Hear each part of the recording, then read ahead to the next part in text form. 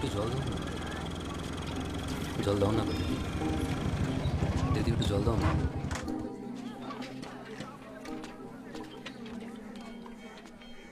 Key చాలు. ఇలా ఎండలో కూర్చొని అందరు నీళ్ళు అడిగే బదులు నువ్వు వెళ్ళి పట్టుకోవచ్చు కదా. మేము బావిని అంట రాదు కదయ్యా అని ఆ బావి చెప్పిందా? నీ కుండ నిండాలంటే అయితే వర్షం రావాలి, లేదా నీలో ధైర్యం రావాలి.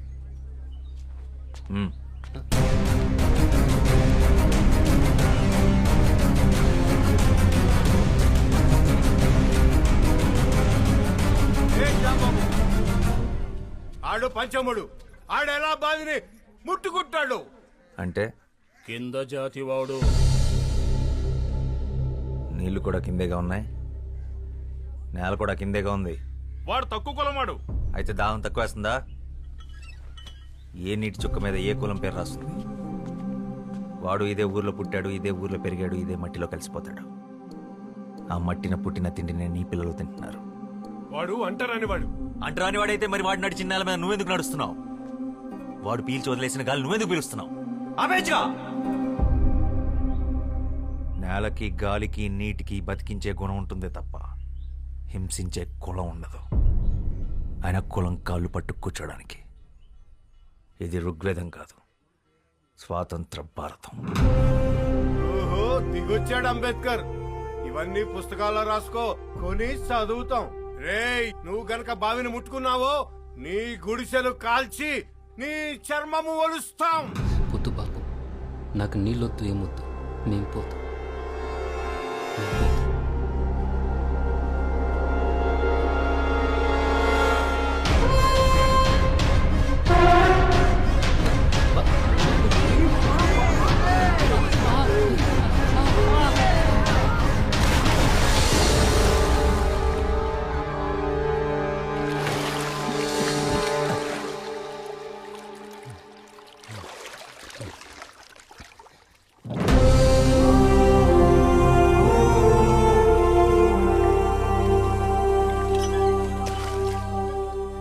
ఇప్పుడు ఈ బావి కూడా అంటరానిది, వాడికే సొంతం. దాహం అనుకున్న వాళ్ళు తోడుకు తాగండి, కులం అనుకున్న వాళ్ళు ఎండి చావండి.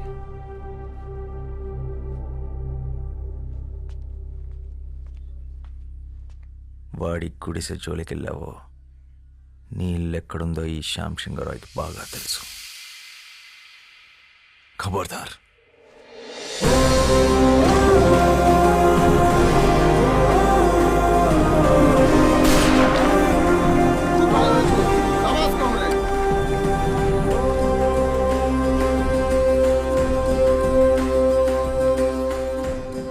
बंधु हमारे साथ आ जाओ. ఒక తోట ఒక్కడికే పనిచేస్తుంది, ఒక అక్షరం లక్షల మందిని కదిలిస్తుంది.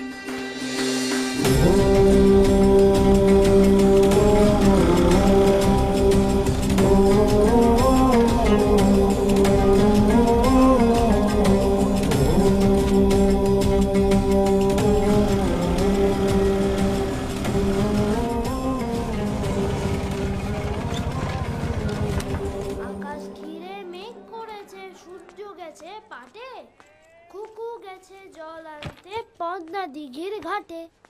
পদ্ম দিঘির ঘাটে, পদ্ম দিঘির ఘాటే. చిన్నప్పుడు ఇదే పాట మీ నాన్న నాకు నేర్పించాడు, ఇలాగే ఒళ్ళో కూర్చోబెట్టుకొని. ఇప్పుడు అది మీకు నేర్పించడం నా బాధ్యత. మళ్ళీ ఏం చేసావు శ్యామ్? మీ అన్నయ్య చాలా కోపంగా ఉన్నాడు. మనం ఏం చేసాం? ఏరా, ఇవాళ దాదాబాయ్ ఖరగ్పూర్ నుంచి వస్తున్నారు, జాగ్రత్త. ఆయన ఏమన్నా నోరు మూసుకునుండు, ఎదురు చెప్పొద్దు. ప్రసాదం తీసుకో. పండగ రోజు గొడవ పడకండి. దేని గురించంట? ఈరోజు జరిగిన దాని గురించా, లేక నిన్నటి గొడవ? మొన్నటిదా?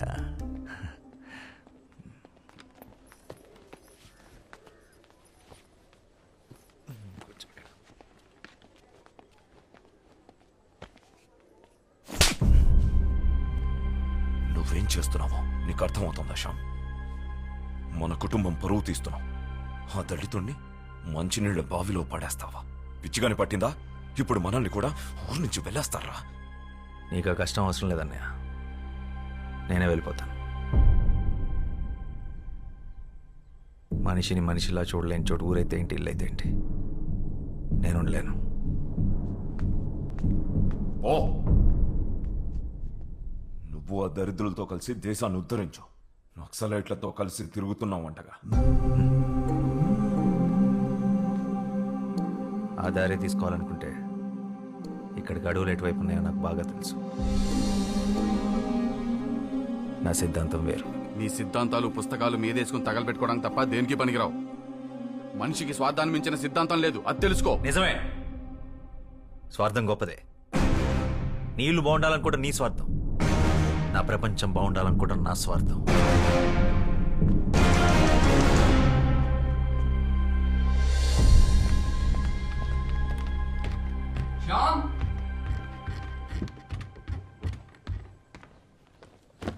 కోప్పడకురా, కొట్టింది అన్నయ్యగా. ఇది అన్నయ్య మీద కోపం కాదు మనోజ్, సమాజం మీద. ఇది మన ఇంటి సమస్య, ఊరి సమస్య కాదు, దేశం సమస్య. సమాజాన్ని మార్చే శక్తి సాహిత్యానికి మాత్రమే ఉంది. శ్యామ్, నేను వెళ్ళాలి, నేను రాయాలి. ఇదేంట్రా ముందే సర్ది పెట్టేసుకున్నావా? ఎవరికి చెప్పొద్దు. 3 రోజుల ముందే టికెట్ కొనేసా, హౌరా బండికి. పండగ కదరా, పండగ అయ్యాక వెళ్ళొచ్చుగా. పండగ ప్రతి సంవత్సరం వస్తుంది, నా సమయం వృధా అయితే తిరిగి రాదు. అయినా నాస్తికుడికి పండగ ఏంటి? రాత్రి అందరూ పడుకున్నాక బయలుదేరతాను.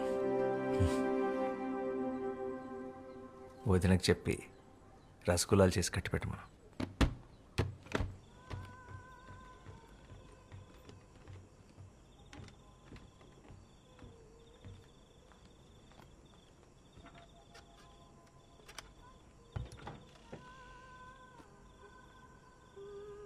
శ్యామ్,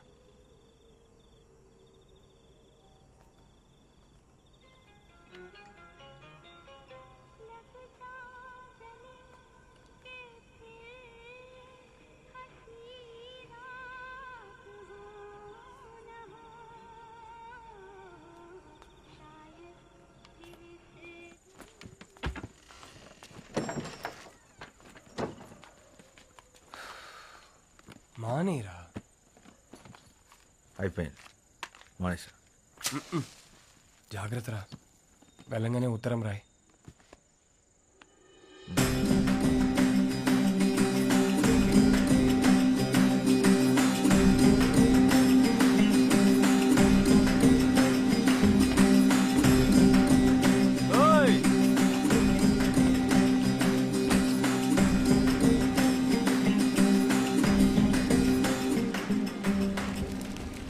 কেউ জানে মাঝি কোথায়? আজ নবরাত্রি শুরু হয়েছে, সেও নিশ্চয়ই মন্দিরে গেছে সবার সাথে।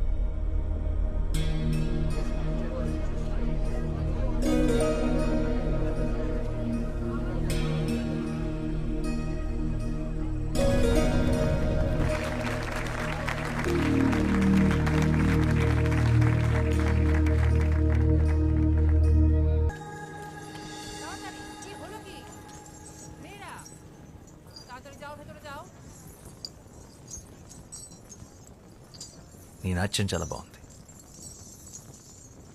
నీతో కొంచెం మాట్లాడాలి. నాతో కాసేపు అలా బయటకు వస్తావా? నీ పేరేంటి?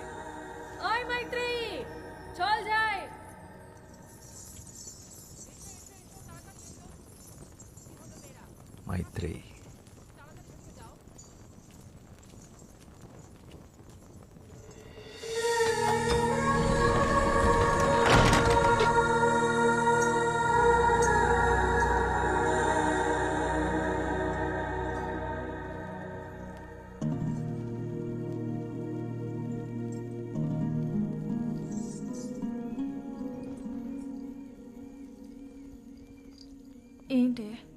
ఇంకా పడుకోలేదా?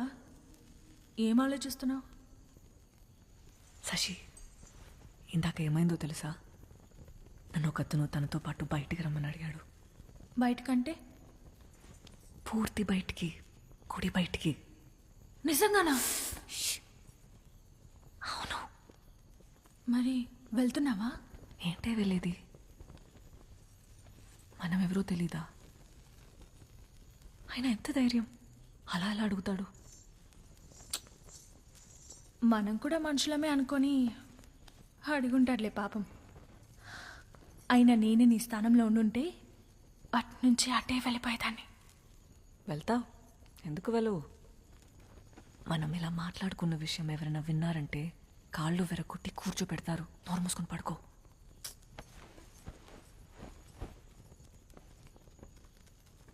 ఆయన అలా ఎలా వెళ్తాం ఎవరు ఏంటో తెలియకుండా?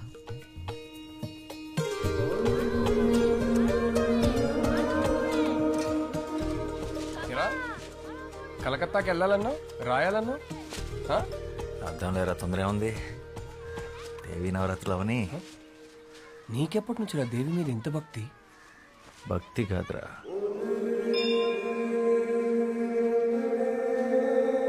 ప్రేమ.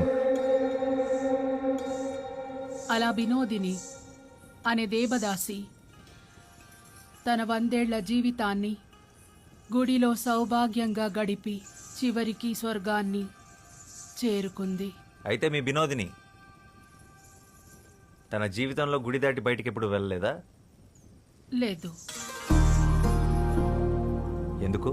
ఒక దేవదాసి దేవుడి సన్నిధి దాటి బయటికి రాకూడదు, అది శాస్త్రం. ప్రపంచం అంతా దేవుడి సన్నిధే కదా, బయటకు వస్తే తప్పేంటి? పాపం వినోదిని మీ దేవుడు సృష్టించిన ఈ అందమైన ప్రపంచాన్ని చూడకుండానే వెళ్ళిపోయింది. 100 ఏళ్ళు దాసిలా కట్టుబాట్లతో బ్రతకడం కన్నా ఒక్కరోజు స్వేచ్ఛగా మనిషిలా బతుకుంటే బాగుండు.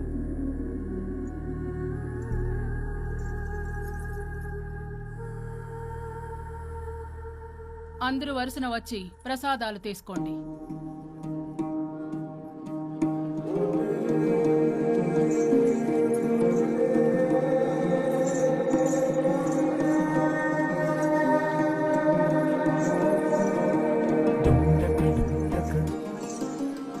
రాత్రి 10 గంటలకు దక్షిణ ద్వారం. నీకోసం ఎదురు చూస్తుంటాను.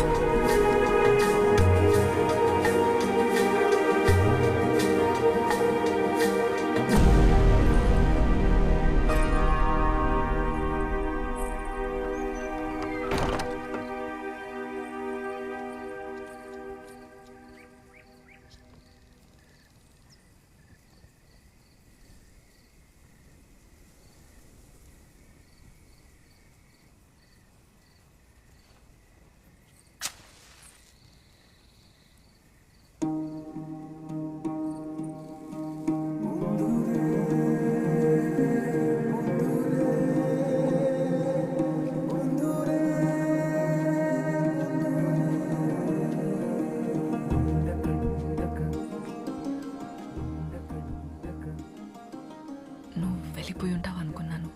నువ్వు వస్తావని నాకు తెలుసు. నేనేం బయటికి రావాలని రాలేదు. నువ్వు నీ నిజంగా వచ్చావో లేదో చూద్దామని వచ్చాను. సరే.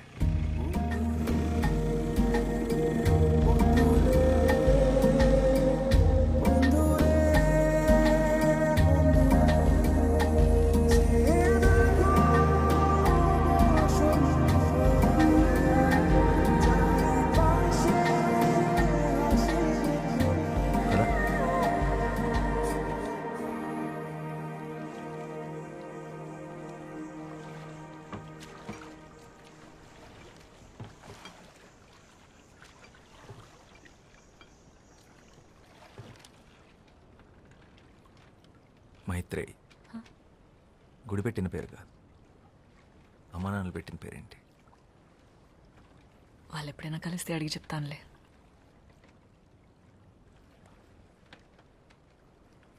అవును, తెలుగు ఎలా వచ్చు? ఆంధ్ర గురువుల దగ్గర కూచిపూడితో పాటు తెలుగు కూడా నేర్చుకున్నాను. తెలుగే కాదు, భరతనాట్యంతో పాటు తమిళ్, మోహినియాటంతో పాటు మలయాళం, ఒడియా, అసామీస్, సంస్కృతం కూడా వచ్చు. పడవ నడపడం వచ్చా? రాదు. నేను నేర్పుతాను, పట్టుకో.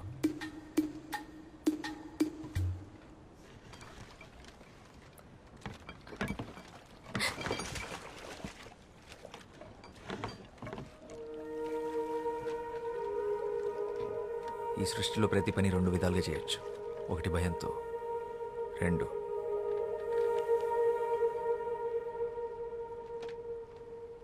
ప్రేమతో.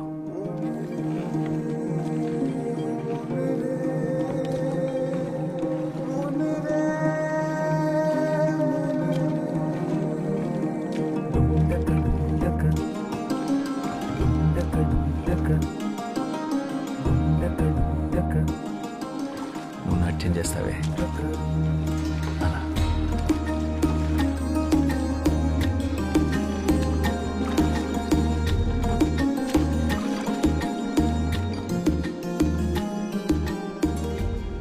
ఏం చేస్తుంటావు నువ్వు? ఐఎమ్ ఎ రైటర్, రచయితను. ఏం రాస్తావు? ప్రపంచానికి చెప్పాల్సింది. మరి ఆ ప్రపంచానికి నా గురించి చెప్పాల్సి వస్తే? పాలబుగ్గలు, పసిడి చాయన పసుపు పూతగా వించిన తను, భయంతో బెదిరే పసిపాప కన్నులు, తెరచాప వంటి కురులు, శరీరం ఒక గుడి శిల్పం, నాట్యంలో నెమలి, కన్న ప్రేమని కూడా ఎరగని కన్యత్వం, బండరాయితో బంధుత్వం, దేవుడనే దురాచారం దేహాన్ని ముళ్ళు చేసిన, మనసంతా దైవత్వాన్ని నింపుకున్న,